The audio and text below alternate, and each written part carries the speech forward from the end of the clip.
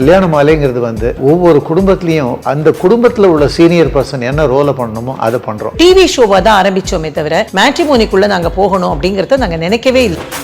6 வருஷமா தேடுறேன், கிடைக்கல. அன்னிலேருந்து 40th days பெரிய லெவல்ல கல்யாணம். அந்த ஃபேமிலி இஸ் 20,000 crore worth. பையனோட ஃபேமிலி வந்து 100 crore worth.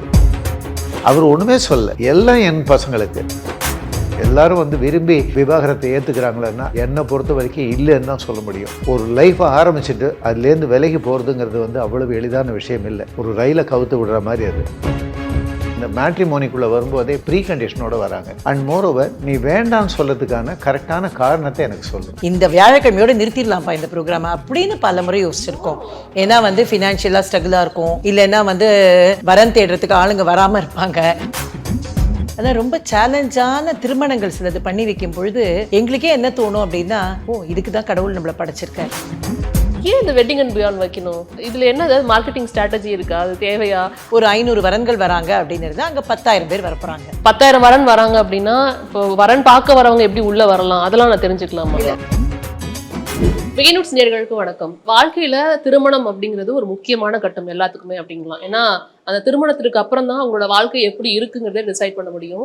திருமணத்துக்கு அப்புறம் தான் ஒரு சிலரோட வாழ்க்கை இன்னும் அடுத்த கட்டத்துக்கு நகர்ந்து செல்லும் அப்படின்னே சொல்லலாம். அப்படி ஒருத்தரோட வாழ்க்கையை அடுத்த கட்டத்துக்கு பல்மடங்கா உயர்த்துற ஒரு விஷயத்த பண்ணிட்டு இருக்கிற, அதுவும் 25 வருடமா தொடர்ந்து பண்ணிட்டு இருக்கிற ஒரு இடத்துல தான் நம்ம இருக்கிறோம். ஆமாங்க, கல்யாண மாலையோட ஆஃபீஸ்ல நம்ம இருக்கிறோம். ஸோ இந்த கல்யாண மாலை டீம் எப்படி 25 வருடமா இதை சக்ஸஸ்ஃபுல்லாக பண்ணிட்டு இருக்காங்கிறது எனக்கு ரொம்ப ஆச்சரியமா இருந்தது. அதனால தான் அவங்கள நேரில் பார்த்து வாழ்த்து சொல்லிட்டு போகலான்னு நான் வந்திருக்கிறேன். கல்யாண மாலையோட சேர்மன் மிஸ்டர் மோகன் சார் மற்றும் எம்டி மீரா மேம் 2 பேரையும் சந்திச்சு வாழ்த்துக்களை தெரிவிச்சுட்டு அப்புறமா அவங்க வந்து ஒரு 5th edition of wedding and beyond ஒரு விஷயம் பண்றாங்க. அதை பத்தியும் கேட்டு தெரிஞ்சுக்கிறதுக்காக தான் வந்திருக்கிறேன். போலாம் வாங்க.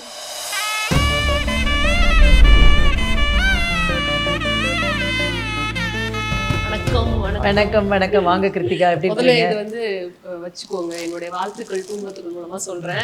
ஏன்னா 25 வருடமா தொடர்ந்து ஒரு விஷயத்த பண்றது அப்படிங்கிறது சாத்தியமே இல்லை. அதை நீங்க வந்து ரொம்ப சக்சஸ்ஃபுல்லா பண்ணிட்டு இருக்கீங்க.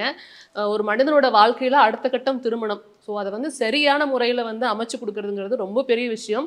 அது 25 வருடமா தொடர்ந்து பண்றது அப்படிங்கிறது மிகப்பெரிய சாதனை. வாழ்த்துக்கள் முதல்ல உங்க 2 பேருக்கு. ரொம்ப சந்தோஷம். இளைஞர்கள் வாழ்த்துறது அப்படிங்கிறது எங்களுக்கு எப்போதுமே உற்சாகம். அந்த வகையில் உங்க டீமுக்கே என்னுடைய நன்றி, பிஹைண்ட் வுட்ஸ்க்கு நன்றி. ஸோ உங்களை வாழ்த்திட்டு இந்த 25 வருடம் பத்தி பேசணும். அது மட்டும் இல்லாம நீங்க அடுத்ததா வந்து வெட்டிங் அண்ட் பியாண்ட் இந்த 5th எடிஷன் பண்ண போறீங்க. அதை பத்தியும் பேசணுங்கிறதுக்காக தான் வந்திருக்கிறோம். நிறைய விஷயங்கள் பேசுறதுக்கு இருக்குன்னு நினைக்கிறேன். பேசலாமா? கட்டாயமா பேசலாம், கட்டாயமா. வாழ்த்து வந்து இந்த மலர்கள் மாலையே நல்ல பளிர்னு இருக்கு. நீங்களும் தான் நிச்சயமா. அதுவும் அவங்க வாழ்த்துக்கிறதுக்காக சாரி எல்லாம் கட்டிட்டு வந்திருக்கோம். இப்படிலாம் வெக்கப்படக்கூடாது. ரொம்ப நல்ல நல்ல விஷயம். சார் எப்படி எல்லா கல்யாணங்களையும் பண்ணி வைக்கிறார் புரிஞ்சுதா? இப்படி பேசி பேசி பாசிட்டிவா பேசி பாசிட்டிவா தான் எடுத்துப்பேன். சாரி எல்லாம் கட்டிட்டு வந்திருக்கோம். நிஜமாவே அழகாதான் இருக்கீங்க. நல்லா கண்டிப்பா எடுத்துக்கங்க. அப்படியே வந்து பேசலாம், நிறைய விஷயங்கள் இருக்கு. கண்டிப்பா கண்டிப்பா. தேங்க்யூ. வணக்கம், எப்படி இருக்கீங்க? முதல்ல 2 பேரும் வணக்கம். நல்லா இருக்கும். அதே மாதிரி அப்ப எப்படி சொன்னாரோ ஃபர்ஸ்ட் கிளாஸா இருக்குன்னு அதே மாதிரியே சொல்றேன் சார். ரொம்ப சந்தோஷம் மறுபடியும் ஒரு முறை உங்களை வந்து சந்திக்கிறதுல. 25 years ஆஃப் கல்யாண மாலை. நீங்க வந்து லாஸ்ட் டைம் மீட் பண்ணும் போதே ஒரு விஷயம் சொன்னீங்க, இதுதான் எங்களோட ஹார்ட் அண்ட் சோல், இதுதான் எங்களோட அந்த கரு அப்படின்னு. ஸோ எனக்கு வந்து என்ன ஒரு டவுட் வருது அப்படின்னா, 25 yearsனா எத்தனை ஜென்ரேஷன் பார்த்துருப்பீங்க? ஒரு 2 ஜென்ரேஷன் மேலே நீங்கள் பார்த்துருப்பீங்க. அந்த ஜென்ரேஷனுக்கும் நீங்கள் வந்து பார்த்து கல்யாணம் பண்ணி வச்சுருக்கீங்க, இந்த ஜென்ரேஷனுக்கு பார்த்து கல்யாணம் பண்ணி வச்சுருக்கீங்கன்னா இந்த அப்டேட்ஸ் எப்படி கீப் அப் பண்ணுறீங்க? ஸோ 2 ஜென்ரேஷனையும் வந்துட்டு எப்படி சமாதானப்படுத்துறீங்க? அந்த ஒரு விஷயம் இருக்கும்ல, அது எப்படி நடக்குதுன்னு நான் தெரிஞ்சுக்கலாமா? ரொம்ப சந்தோஷமா இருக்கு உங்களை சந்திக்கிறது. நீங்க கேட்ட கேள்விக்கு நான் பதில் எப்படி சொல்லலாம் அப்படின்னு நினைக்கிறேன்னா, ஒரு காலத்துல தூர்தர்ஷன்ல நம்ம ப்ரோக்ராம் பண்ணிட்டு இருந்தோம், இன்னைக்கு பிஹைண்ட் வுட்ஸ்ல பண்றோம். அப்ப எங்களை அப்டேட் பண்ணிட்டே வந்துட்டு இருக்கோம் இல்லையா? அன்னைக்கு எப்படி தூர்தர்ஷன்ல பண்ணணுமோ அப்பக்கும் நாங்க தயாரா இருந்தோம். இன்னைக்கு வந்து இன்னைக்குள்ள டிஜிட்டல் வேர்ல்ட்ல நம்ம எப்படி பண்ணணுமோ அதுக்கும் எங்களை தயார்படுத்திட்டு இருக்கோம். என்ன எங்களோட அப்பியரன்ஸ் மாறல, எங்களுடைய அட்டையர் மாறலையே தவிர மனசு அன்னைக்கு புதுப்பிச்சுட்டே இருக்கும். அந்த மாதிரி பண்றதுனால தான் எங்களால வந்து இன்னி வரைக்கும் இருக்க முடியறது. இப்போ வந்து 2 தலைமுறை தாண்டி நம்ம வந்தாச்சு. இப்போ உதாரணத்துக்கு நம்ம கல்யாணம் பண்ணினவங்களை நாங்கள் ஏர்போர்ட்லலாம் பார்க்கும் பொழுது ஒரு 10 வருஷம் முன்னாடி பார்த்தா என்ன பண்ணுவாங்கன்னா, ஒரு குட்டி குழந்தைய அழைச்சிட்டு வந்து, சார் மேடம் உங்கள் இதில் தான் கல்யாணம் ஆச்சு, இந்த பாருங்க என் குழந்தை 5வது படிக்கிறா அப்படின்னு சொல்லுவாங்க. இப்போ அது மாறி இருக்கு. அப்படியே ஒரு பெரிய பொண்ணை கொண்டு காமிச்சு, உங்கள் இதில் தான் கல்யாணம் ஆச்சு, இதோ அடுத்த பொண்ணுக்கு நான் வரணும் அப்படின்னு சொல்லுவாங்க. ஸோ அந்த பொண்ணுக்கு 23 வயசு 24 வயசு ஆயிருக்கும். கோயம்புத்தூரில் உங்கள் நிகழ்ச்சியில் வந்து கலந்துட்டேங்க 2001. அப்புறம் வந்து இந்த பொண்ணு இதுக்கப்புறம் இந்த பொண்ணு இப்போ நான் வந்து இந்த பொண்ணுக்காக ஒரு 3 வருஷம், அந்த பொண்ணு உடனே சினுங்குவோம், அம்மா நான் படிச்சு பிடிக்கணுமா அப்புறம் தான் அப்படின்னுவோம். அப்போ மோகன் சார் அழகா சொல்வார், நீ கவலைப்படாதம்மா, நல்லபடியாக படித்து முடிச்சுட்டு என்கிட்ட வா, எப்படி நீ எதிர்பார்க்குறியோ அந்த மாதிரி நான் கல்யாணத்தை பண்ணி கொடுக்குறேன் அப்படின்னு அவர் சொல்லுவார். இதுதான் எங்களுக்கான டிரான்ஸ்ஃபர்மேஷன் அப்படின்னு நான் நினைக்கிறேன். அந்த பெண்ணுக்கு எது பிடிக்கும், அந்த பெண்ணினுடைய, ஏன்னா நாங்கள் வந்து உலகம் முழுக்க பயணம் பண்ணுறோம், இன்னைக்குள்ள குழந்தைகளுடைய எதிர்பார்ப்பு என்னங்கிறத ஓரளவுக்கு அப்டேட்டடாக இருக்கும். அண்ட் நாம பெற்றோராக தானே இருக்கோம். அவர் மேபி தாத்தாவாக இருக்கார், நான் வந்து பெற்றோராக இருக்கேன்னு வச்சுக்கோங்களேன். அப்படி வச்சுட்டா கூட சார் நான் காரணம் இல்லை சார். இல்ல அவர் பேரனுக்கு 26-27 வயசு ஆயிடுத்து, கல்யாணம் பண்ணி ஆகணும். ஐ திங்க் அவங்க வேலை தர மாட்டாங்கன்னு நினைக்கிறேன். உங்க வீட்டுல யாருமே உங்களுக்கு வேலை தரல, ஆல்ரெடி நீங்க எங்க சொன்னாங்க. அப்பப்ப கூப்பிட்டு உட்காந்து வச்சு பேசுவார், பேரா உனக்கு என்னடா வேணும் அப்படின்னு கேட்டா, தாத்தா இரு தாத்தா I will let you know அப்படின்னுவோம். அப்ப அவங்க என்ன நினைக்கிறாங்க அப்படிங்கறத நம்ம புரிஞ்சுக்கிறோம். சோ இப்படி அப்டேட்டடா இருந்தோம் அப்படின்னாக்க நம்ம இன்னும் ஒரு எங்கர் மைண்ட், அது வந்து எங்கர் மைண்ட் நம்ம ரீட் பண்ணிட்டோம் தான் போறோம். அண்ட் எங்கர் மைண்டை ரீட் பண்ணும் பொழுதே அந்த எங்கர் மைண்டுக்கு தேவையில்லாத சில சமாச்சாரங்களை அவங்க கேரி பண்ணிக்கிறாங்கன்னா அதை வந்து சார் மாதிரி ட்ரிக்கா சொல்லி டிலீட் பண்ணவே முடியாது. அதை வந்து ரொம்ப அழகா வந்து சொல்லி அதை சரி பண்ணிடுவார் அவங்க. அதுதான் ஐ திங்க் நம்மளுடைய இந்த ஒரு 25 ஆண்டு கால தொடர் பயணத்துக்கு காரணம் நான் நினைக்கிறேன். வெற்றிகரமான பயணத்துக்கு காரணம் நிச்சயமா. அப்போ சார் கிட்ட தான் அந்த அடுத்த கொஸ்டின் நான் கேட்கணும்னு நினைக்கிறேன். மேம் சொன்னாங்க நீங்க வந்து அதை கரெக்டா டெலீட் பண்ணி புரிய வச்சிருவீங்க அப்படின்னு ஒரு விஷயம் சொன்னாங்க. என்ன டிஃபரன்ஸ்? ரொம்ப இவ்வளவு வருஷம் நீங்க கடந்து வந்திருக்கீங்கன்னா நிறைய மாறுதல்கள் நீங்க சந்திச்சிருந்திருப்பீங்க. அப்பா நிறைய மாறி இருக்கு, கண்டிப்பா டிஸ்கஸ் பண்ணிருப்பீங்க. அப்ப எப்படி இருந்தது, இப்ப எப்படி இருந்ததுன்னு ஒவ்வொரு செக்டர்லயும் பேசிட்டு இருக்கும்போது இங்கேயும் அதே மாதிரி நிறைய டிஃபரன்ஸை நீங்க பார்த்திருப்பீங்க. எது வந்து உங்களை அதிகமா ஒரு தாக்கத்துக்கு உள்ளாக்கி இருக்குன்னு நான் நினைக்கிறேன். கிடைச்சதை விட்டுட வேணாம்னு சொல்லிட்டு டிசைட் பண்ணுவாங்க பசங்க. ஏன்னா அவங்க என்ன தேடுதலில் மினிமம் ரெக்குவயர்மெண்ட்டில் இருக்கோ அதை வந்து கிடைச்சதை விட்டுடக்கூடாது, சரி வாழ்க்கையை ஆரம்பிக்கலாம் அப்படின்னு சொல்லிட்டு அது ஒரு பெரிய சேலஞ்ச் எல்லாம் இல்லாமல் பண்ணிகிட்டு இருந்தாங்க. இந்த ஒரு 10 வருஷத்தில் என்ன ஆச்சுன்னா அது நிறைய சேஞ்சஸ் ஆகிருக்கு. என்ன கண்டிஷன், 2 பக்கமும் ப்ரீ கண்டிஷனோட தான் அந்த மேட்ரிமோனிக்குள்ளே வரும்போதே ப்ரீ கண்டிஷனோட வராங்க. அது வரக்கூடாது. ஆக்சுவலாக அந்த ப்ரீ கண்டிஷனோட வரும்போது என்னென்னா ஒரு ஸ்ட்ரகிள், என்ன நம்ம கேட்குறோமோ அது மாதிரி ஆள் ஏற்ற மாதிரி உட்காந்துருந்தா கூட நம்ம அதை இக்னோர் பண்ணிட்டு பைபாஸ் பண்ணிட்டு போயிட்டே இருப்போம். ஏன்னா இது வந்து அநியாயமான ஒரு விஷயந்தான். இருந்தாலும் நம்ம வந்து ரொம்ப சொல்கிறது இல்லை. நம்ம என்ன சொல்கிறோன்னா இதை விட்டுடாத அப்படின்னு சொல்கிறோம். சொல்லாமலாம் இல்லை, இதை விட்டுடாது, அதுக்கு காரணம் இருக்குது. அண்ட் மோரோவர் நீ வேண்டான்னு சொல்கிறதுக்கான கரெக்டான காரணத்தை எனக்கு சொல்லு. 2 விஷயந்தான் அந்த இடத்துல வந்து மேட்சிங் பாயிண்ட். அது நீ வேண்டான்னு சொல்கிற இல்லையா, ஒரு நல்ல காரணத்தை சொல்லு. இந்த முகம் பிடிக்கலன்னு சொல்லு, இல்லை இந்த படிப்பு போகாதுன்னு சொல்லு, இல்லை இந்த குடும்பத்தினுடைய வசதி போகாதுன்னு சொல்லு. அது மாதிரி கேட்டகரிகளை வந்து இது போகாது எனக்கு அப்படின்னு சொன்னேன்னா நான் ஒத்துக்கிறேன். இல்லைன்னா இது போருங்கிறதுக்கான காரணம் ஏதாவது எங்கள்கிட்ட இருந்தால் அதை கேட்டுக்கோ. உங்கள் பேரண்ட்ஸ்கிட்ட இருந்தாலும் கேட்டுக்கோ, என்கிட்ட இருந்தாலும் கேட்டுக்கோ அப்படின்னு சொல்லிட்டு தான் அதான் சொல்லுறேன். கல்யாண மாலைங்கிறது வந்து ஒவ்வொரு குடும்பத்துலேயும் அந்த குடும்பத்தில் உள்ள சீனியர் பர்சன் என்ன ரோலை பண்ணணுமோ அதை பண்ணுறோம், அவ்வளோதான் விஷயம். வேற ஒன்றுமே இல்லை. அதுதான் உங்களோட சக்ஸஸ்க்கு காரணம் நிச்சயமா. ஏன்னா எல்லாருமே வந்து அட் த பாயிண்ட் கல்யாணம்னு முடிவு பண்ணும்போது பெரியவங்க இல்லாமல் முடிவு பண்ண மாட்டாங்க. அந்த ரோலை நீங்கள் ப்ளே பண்ணுறீங்கிறப்ப கண்டிப்பாக அதுக்கு வந்து ஒரு பலன் இருக்கும்னே சொல்லலாம். இப்போ இன்னொரு விஷயம் என்னன்னா, இவங்க வந்து பின்னாடி டைரக்டராக இருக்காங்க, in front of the camera நீங்கள் தான் கல்யாண மாலையோட முகமாக இருக்கீங்க. இது இவ்வளோ நாள் ரன் ஆயிருக்கு அப்படிங்கிறப்ப அந்த ப்ராசஸ் இருக்குல்ல, இப்போ 2 பேரும் இந்த கடந்து வந்த பாதை இவ்வளோ தூரம் ரீச் அவுட் ஆயிருக்கீங்க. இதை நான் ஏற்கனவே உங்ககிட்ட நான் கேட்டிருக்கேன், பட் மறுபடியும் இதை நான் கேட்கணும்னு ஆசைப்படுறேன். 25 இயர்ஸ் அப்படிங்கிறப்ப ஏதாவது ஒரு சாதிச்சு பரவாயில்ல நல்லா பண்ணிட்டோம், செம்மையா பண்ணிட்டோம், நம்ம இப்படி நினைக்கவே இல்லை அப்படின்னு அந்த ப்ரௌட் மூமெண்ட் என்ன இருந்திருக்கு உங்களோட இந்த 25 இயர்ஸ்ல? நான் தெரிஞ்சுக்கலாமா? நிறைய விஷயங்கள் இருந்திருக்கு. ஆனால் ரொம்ப சேலஞ்சான திருமணங்கள் சிலது பண்ணி வைக்கும் பொழுது எங்களுக்கே என்ன தோணும் அப்படின்னா, ஓ இதுக்கு தான் கடவுள் நம்மளை படைச்சிருக்கார் அப்படின்னு தோணும். ரொம்ப சேலஞ்சாக இருக்கும். இப்போ வந்து எப்படி வந்து ஒரு பக்கம் சார் சொன்ன மாதிரி திருமணங்கள் கொஞ்சம் டஃப்பாக இருக்கோ, அதே மாதிரி சில இடங்களில் வந்து ரொம்ப சேலஞ்சுன்னு நினைக்கிற திருமணங்கள் நடந்திருக்கு. அந்த மாதிரி நடக்கும்பொழுது எங்களுக்கு தோணும், சரி இதுக்கு தான் நம்ம படைக்கப்பட்டோம். ஏன்னா நாங்கள் ஆரம்பித்தது வந்து ஒரு சின்ன திரையில் வரநறிமுகம்ங்கிறத ஒரு டிவி ஷோவாக தான் ஆரம்பித்தோமே தவிர மேட்ரிமோனிக்குள்ளே நாங்கள் போகணும் அப்படிங்கிறத நாங்கள் நினைக்கவே இல்லை. அதாவது என்ன கம்ப்ளீட் மேட்ரிமோனி இண்டஸ்ட்ரிக்குள்ளே போவோம்னு நாங்கள் நினைக்கவே இல்லை. அதே மாதிரி சார் வந்ததும் ஒரு சின்ன வரலாறு தான். நாங்கள் நிறைய பேரை அப்ரோச் பண்ணினோம். அதுக்கப்புறம் சார் வந்து அம்மா என்னை விட்டுரு அப்படின்னாரு. இல்லை நீங்கள் தான் பண்ணணும்னு அவரை கொண்டு பிடிச்சி உட்காத்தி வச்சுட்டோம். எதுக்காக நம்ம இதுக்குள்ளே தள்ளப்பட்டோம் அப்படின்னு நாங்கள் பல நேரம் யோசிச்சிருக்கோம். அப்போ வந்து பல நேரங்களில் வந்து ஒரு 10 வருஷம் 5 வருஷத்தும் பொழுது இந்த வியாழக்கிழமையோட நிறுத்திடலாம்ப்பா இந்த ப்ரோக்ராமை அப்படின்னு பல முறை யோசிச்சிருக்கோம். ஏன்னா வந்து ஃபினான்ஷியலாக ஸ்ட்ரகிளாக இருக்கும், இல்லைன்னா வந்து வரன் தேடுறதுக்கு ஆளுங்க வராமல் இருப்பாங்க. முன்னாடி ஒரு விஷயம், எப்படி 2 பேரும் சேர்ந்து இவ்வளோ நாள் நடத்திட்டு இருக்கீங்கன்னு சொல்லிட்டு. பேசிக்காக எங்களுக்குள்ளே ஈகோ கிடையாது. கான்செப்ட் அவங்களது ஒரு வடிவு கொடுக்கறதுன்னா அவ்வளோதான். 2 பேரும் வந்து ஈக்குவலான பொறுப்பில் இருக்கோம். ஒன்று. 2வது விஷயம் என்னென்னா, 2 பேருக்கும் 2 பிளாட்ஃபார்ம் இருக்குது. நான் வந்து வரணறிமுகம் பண்ணுறேன்னா அவங்க தமிழ் மேடைகளை ஹேண்டில் பண்ணுறாங்க. ஸோ அந்த தமிழ் அறிவை வந்து அவங்கள ஜெயிக்க வச்சிருச்சு. என்னோட வரணறிமுகங்கிறது ஒரு 4 சென்டென்ஸ். இதுக்கு மேலே நான் இன்னைக்கு உங்கள்கிட்ட பேசுகிறதே எக்ஸ்ட்ரா.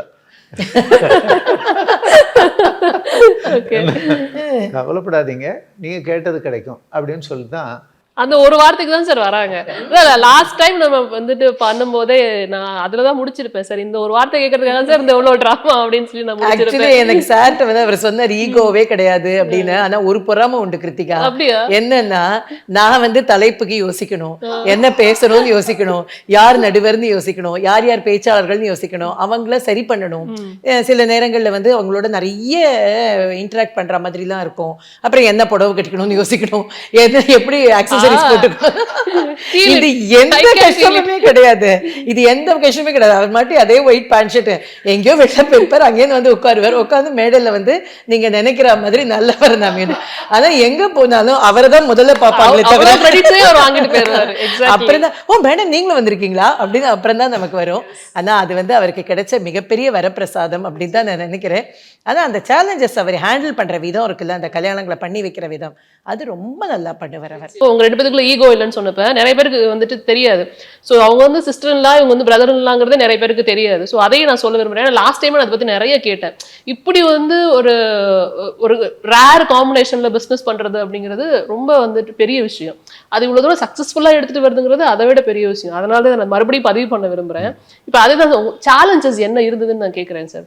அதான் அந்த தேடுதலில் உள்ள டிஃபரன்சஸ். ஆக்சுவலாக அவங்க வந்து கேட்கும்போது வித்தியாசமான விஷயத்தை வந்து கேட்பாங்க. அவங்களுக்கு பொருந்தாத பல விஷயங்களை கேட்பாங்க. ஒன்றுமே இல்லை, இந்த ஒரு முகம், இந்த முகத்துக்கு எந்த முகம் பொருந்தோங்கிறது வந்து அந்த முகத்துக்கு என்ன கேட்கலான்னு தெரியாமையே வந்து கேட்பாங்க. அந்த அம்மா சொல்லுவாங்க, நல்ல என்னென்ன சொல்லக்கூடாதோ அதெல்லாம் சில விஷயங்கள் நாங்கள் யூஸே பண்ண மாட்டோம். நான் என்ன சொல்லணும் அவங்கள்ட்ட, சரிம்மா அதை பற்றி கவலைப்படாதீங்கன்னு சொல்லணுமே தவிர அந்த பையனை போய் முதல்ல கண்ணாடியில் பார்த்துட்டு வந்து இந்த கேள்வி கேளுங்கன்னா சொல்ல முடியாது. ஏன்னா வந்து உட்கார்ற பெற்றோருக்கு வந்து முழு எதிர்பார்ப்பு. அதில் வந்து எப்படியும் நமக்கு தெரியும் பாதி அல்லது முக்கால் தான் வந்து தேரும், மீதி எல்லாம் மைனஸ் தான். என்ன இருந்தாலுமே நம்ம என்ன சொல்கிறோன்னா 300 கோடி 400 கோடி அந்த மாதிரி ஃபேமிலி தான் வருவாங்க. என்கிட்ட ப்ரைவேட்டில் எக்ஸ்க்ளூசிவ்னு ஒரு ஸ்கீமில் இது வந்து என்கிட்ட பர்சனலாக வந்து உட்காந்து பேசுவாங்க. பேசும்போது நிச்சயமாக அந்த பையன் வந்து 95+, 120, நான் சொல்றதெல்லாம் வந்து வெயிட். வேற எதையும் நினச்சிக்காதீங்க, நான் அதான் யோசிக்கிறேன் என்னன்னு. ஓகே, அப்படி வந்து உட்காந்து வைப்பாங்க. சரி ரைட்டு, முதல்ல ஒரு தடவை பேசிடுவோம். அந்த பெற்றோருக்கு மனம் கோணாத அளவுக்கு விஷயங்களை சொல்லிடுவோம்.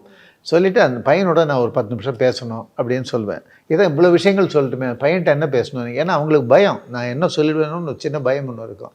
அதெல்லாம் விட்டுட்டு நேராக அவனை கூப்பிட்டு உட்காத்தி வச்சு, நல்லா படித்த பையன், பார்த்தா இதில் ஐஏஎம்மில் பண்ணியிருப்பான், அது பண்ணியிருப்பான், நல்ல ஃபஸ்ட் கிளாஸ் வேலையில் இருப்பான். கூப்பிட்டு உட்காத்தி வச்சு சொல்கிறது, அப்போ அதை பார், இந்த ஃபிசிக் நேச்சரோட நீ ஒரு 4, 5, 6 எவ்வளோ பேர்கிட்ட போய் உட்காந்து பேசினாலும் உன் சம்பளத்துக்கோ இல்லை உன்னோட படிப்புக்கோ மரியாதை கிடைக்காமல் போயிடும். அதனால் இத்தனை பேர்கிட்ட போய் ரிஜெக்ஷன் வாங்குறதுக்கு பதிலாக உனக்கு 6 மாதம் டைம் கொடுக்குறேன். நீ ரெடியூஸ் யுவர் செல்ஃப் ஒரு 15-20 கிலோஸ் வந்து ரெடியூஸ் பண்ணிவிட்டு நீ வா நம்மள்கிட்ட. 1000 விஷயம், 1000 மெத்தட் இருக்குது. ஒரு ட்ரெயினரை வச்சுக்கிட்டு you try to reduce your self. நீ எங்கேயும் போய் மைனஸாக போய் நின்று பொண்ணு கேட்க முடியாது. உன்னோட பணமோ படிப்போ இதுக்கு உதவாது, உன்னோட அப்பியரன்ஸ் ஒண்டி தான் உதவும் அப்படின்னு சொல்லி அந்த மாதிரி ஒரு 2-3 ஃபேமிலியில் அந்த மாதிரி பெண்ணும் பையன் 2 பேருமே அவங்கள கூப்பிட்டு அவங்கள முதல்ல பதிவுலேயே எடுக்க மாட்டோம். இது வந்து ஆண்கள் மட்டும் இல்லை கிருத்திகா, பெண்களுக்கும் இந்த பிரச்சனைகள் இருக்குது. அவங்க வந்து நிறைய படிக்கும் பொழுது இதும் பொழுது அந்த உடம்பை பற்றின கேர் இல்லாமல் போயிடுறது. அந்த மாதிரி இருக்கும்பொழுது அப்புறம் என்ன ஆகிடுறதுன்னா இந்த பிசிஓடி ப்ராப்ளம், அப்புறம் வந்து ஃப்யூச்சரில் வந்து அவங்களுடைய லைஃப் ஸ்டைலில் கொஞ்சம் கஷ்டங்கள் வருது, குழந்தை இல்லாமல் போயிடுறது, இது மாதிரி நிறைய பிரச்சனைகள் வருது. அப்போ அவங்களுக்கு வந்து அதை சொல்கிறதுக்கு பேரண்ட்ஸ்க்கே இன்னைக்கு ரொம்ப பயமாக இருக்குது. பேரண்ட்ஸால் பெண்கிட்ட போய் அம்மா நீ வந்து கொஞ்சம் கஷ்டம் அப்படின்னா, எவன் என்னோட அப்பியரன்ஸ் எதையும் பார்க்காம எவன் எனக்காக வரானோ அவனை கல்யாணம் பண்ணிக்கிறேன் அப்படின்னு இந்த பெண்கள் சொல்றாங்க. என்ன இதெல்லாம் பார்த்து பண்றதெல்லாம் அதெல்லாம் அப்படின்னு ஒரு இதுல சொல்றாங்க. ஆனா உண்மை அப்படி கிடையாது. ஏன்னா வந்து முதல்ல அப்பியரன்ஸ் அவர் சொன்ன மாதிரி, அதுக்கப்புறம் படிப்பு, உத்தியோகம், அவங்களோட இதை மீதி எல்லாம். அதனால அப்பியரன்ஸ் இஸ் வெரி இம்பார்ட்டன்ட். அப்போ அந்த குழந்தைகிட்ட வந்து நம்ம கூப்பிட்டு இவர் வந்து இவர்கிட்ட ஒரு பெரிய பிளஸ் என்னன்னா, இவரோட அப்ரோச் வந்து ஹானஸ்டா இருக்கும். என்ன வார்த்தை சொல்றாரோ அந்த வார்த்தை வந்து ஏதோ ஒரு பதிவுகளுக்காகவோ இல்லைன்னா அவங்களுக்கு வந்து ஏதாவது ஒரு பேம்பர் பண்ணணுங்கிறதுக்காகவோ அது இருக்கவே இருக்காது. அந்த மாதிரி இல்லை வாங்கி ஒரு ரிஜிஸ்ட்ரேஷன் ஃபீஸை வாங்கி போட்டுனா நம்ம வேலையை தொடங்கிடலாம், ஆனால் அதை பண்ண மாட்டார். அப்படி சொல்லி அவங்கள்ட்ட சொல்லும் பொழுது அந்த பெண்களுக்கு புரிய ஆரம்பிக்கும், அந்த பையனுக்கு புரிய ஆரம்பிக்கும் அப்படின்னு நான் நினைக்கிறேன். ஏன்னா நீங்க சொல்றது அவங்க தப்பாவும் எடுத்துக்க கூடாது. ஆமா, அதுக்கு ரெண்டு காரணம். அப்ப இருந்த காலகட்டம் வேற, இப்ப இருக்கிற காலகட்டம் வேற. சோ இது வந்து புல்லிங்கிற மாதிரி கூட சில பேர் எடுத்துட்டு போயிருவாங்க. பட் கன்சர்ன்டா நம்ம ஒரு விஷயம் சொல்லும் போது அவங்க அதை ஏத்துக்கிற மனப்பான்மையோடய இருக்கணும். அது ரொம்ப இம்பார்ட்டன்ட். அது வந்து சாரோடத்துல வந்து ரெண்டு குவாலிட்டிஸ் இருக்கு. ஒண்ணு வந்து அவருடைய வயசு வந்து அதுக்கு ரொம்ப சப்போர்ட் பண்ணும், அவர் சொல்ற. அதே மாதிரி அவருடைய குரல், அவருடைய அப்ரோச், அவர் என்ன பேசுறாரோ, பாரதியாரை பத்தி சொல்லுவாங்க, அவர் என்ன பேசினாரோ அது மாதிரியே வாழ்ந்தாருன்னு, அந்த மாதிரி இவர் ஹானஸ்டா பேசுவேன். அது வந்து அவர்கிட்ட சொல்லுவாங்க. நானும் அதான் நினைச்சேன். தெரிஞ்சது. சரி, அது லைட் வைங்க. அதே மாதிரி ரீமேரேஜுக்கு அவர் எடுத்துக்கிற அக்கறை இருக்குல்ல, அது ரொம்ப நல்ல விஷயம். ஓகே, அது ரொம்ப ஆனா ஒரு சேலஞ்சான விஷயம் இல்லை சார். இப்போ ஒரு ரீமேரேஜ் வராங்க அப்படின்னா அவங்க எப்படி உங்களை அப்ரோச் பண்றாங்க, அவங்களுக்கு எப்படி வரன்கள் தேடுறீங்க, அதை நான் தெரிஞ்சுக்கலாமா? பேசிக்கா அவங்களோட ரீமேரேஜுக்கான காரணத்தை எடுத்துக்கிறது, அதுக்கப்புறம் அதுக்கு எது மேட்ச் ஆகும் அது பார்க்குறது. அண்டு ஒரு கால் இந்த வம்பு தும்பாயி போலீஸ் கம்ப்ளைண்ட் ஆகி அது மாதிரி ப்ரொஃபைலாக இருந்தால் எடுக்க மாட்டோம். அதை எடுத்து பிரயோஜனம் இல்லை. ஏன்னா எங்கே இருந்தாலும் அந்த வம்பு பண்ணுறவங்க வந்து வம்பு பண்ணிட்டு தான் இருப்பாங்க. இந்த ஒரு பெண் வாழ்க்கையை கெடுத்தாச்சு, இன்னொரு பெண் வாழ்க்கையும் கெட்டு போகும். இது வந்து பெண்ணாக இருந்தாலும் ஆணாக இருந்தாலும் ரூல் ஒன்று தான். அதனால் என்ன பண்ணுறோன்னா, முதல்ல பேசிக்காக அவங்கள பற்றி தெரிஞ்சுக்கிறோம். அதை மீறி கேஸ் ஹிஸ்ட்ரி வேணும்னா இவங்களோட பேப்பருக்கு பேக் பேப்பர் வேணும்னு அப்ளை பண்ணால் எல்லாம் கிடச்சிரும். அவங்களுக்கு இந்த மெத்தடை சொல்லித்தரோம். இந்த லாயரை விட்டு நீங்கள் அப்ளை பண்ணிங்கன்னா அந்த பேக் பேப்பர்ஸ் கம்ப்ளீட்டாக கிடைக்கும்.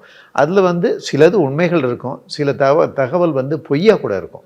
ஏன்னா பொய்யா போட்டால் தான் விவாகரத்து கிடைக்கும் அப்படிங்கிற மாதிரி இருக்கும். ஸோ விலகிறதுக்கான கரெக்டான ரீசன் இருந்ததுன்னா எடுத்து பண்ண ஆரம்பிப்போம். அப்போவும் வந்து உட்காந்து அவங்கள வந்து கவுன்சிலிங் பண்ணி வைக்கணும். முதல்ல அவங்க வேணான்னு தான் ஆரம்பிப்பாங்க. இல்லை, ஏற்கனவே பட்டது எனக்கு போகிறோம், இதுக்கு மேலே எனக்கு இந்த துன்பம் வேண்டாம். அது ரெண்டு பேருக்கும். நான் சொல்கிறது வந்து ஆணாக இருந்தாலும் பெண்ணாக இருந்தாலும் அவங்க ரொம்ப சிரமப்பட்டு தான் வெளியில் வந்திருப்பாங்க. எல்லோரும் வந்து விரும்பி விவாகரத்தை ஏற்றுக்கிறாங்களன்னா என்னை பொறுத்த வரைக்கும் இல்லைன்னு தான் சொல்ல முடியும்.